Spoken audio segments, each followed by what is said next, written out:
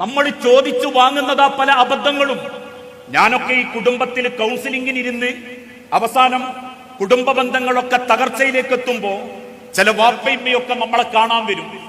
എന്നിട്ട് സംസാരത്തിന്റെ അവസാനം ഇതൊക്കെ കേൾക്കുമ്പോ ഇതിന്റെ ഇടക്ക് നിൽക്കുന്ന നമ്മളെപ്പോലുള്ള ആളുകൾക്ക് ചോദിക്കാൻ ഒരു ചോദ്യം ഉണ്ടാകൂ. നമ്മൾ ആ കുടുംബത്തോട് ദീനീപരമായിട്ട് സംസാരിച്ച അത് കേൾക്കാൻ പറ്റുന്ന കൂട്ടരാണോ അവരെന്ന് ചോദിക്കും. ആണും പെണ്ണും ഒക്കെ തമ്മിലായിരിക്കും പ്രശ്നം, ഒത്തുപോകുന്നില്ല, അല്ലെങ്കിൽ പ്രശ്നമാണ് എന്ന് കാണുമ്പോൾ രണ്ടു കൂട്ടരോടും ചോദിക്കും, ഒന്ന് അള്ളാന്റെ ദീനിനെ മുൻനിർത്തിയിട്ട് നമുക്കൊരു ചർച്ച നടത്തിയാലോ. എന്നിട്ട് പെൺകുട്ടീന്റെ വാപ്പനോടോ പിയണ്ണിന്റെ അല്ലെങ്കിൽ പുയ്യാപ്പിളന്റെ വാപ്പനോടോ ചോദിക്കും, നമുക്ക് ആ വാപ്പാരോടൊന്ന് ദീനീപരമായിട്ട് ചർച്ച ചെയ്താലോ, അല്ലെ ആ കുട്ടീനോടൊന്ന് ദീനീപരമായിട്ടൊന്ന് ചർച്ച ചെയ്താലോ.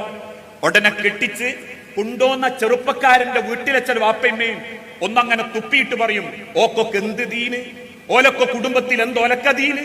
ഇത് തിരിച്ചു പറയും, ഇതെന്തേ നോക്കാത്ത? വിവാഹം ആലോചിക്കുമ്പം തറവാടിന്റെ വലുപ്പാ നോക്കിയേ, വിവാഹം ആലോചിക്കുമ്പം കിട്ടാനുള്ളത് ചോദിക്കാതെ കിട്ടാനുള്ള വകുപ്പുണ്ടോന്നാ നോക്കിയേ, പിന്നാമ്പുറത്തുകൂടെ കൈയിട്ടിയാ കിട്ടാൻ പറ്റുന്ന തറവാടാണോന്നാ നോക്കിയേ.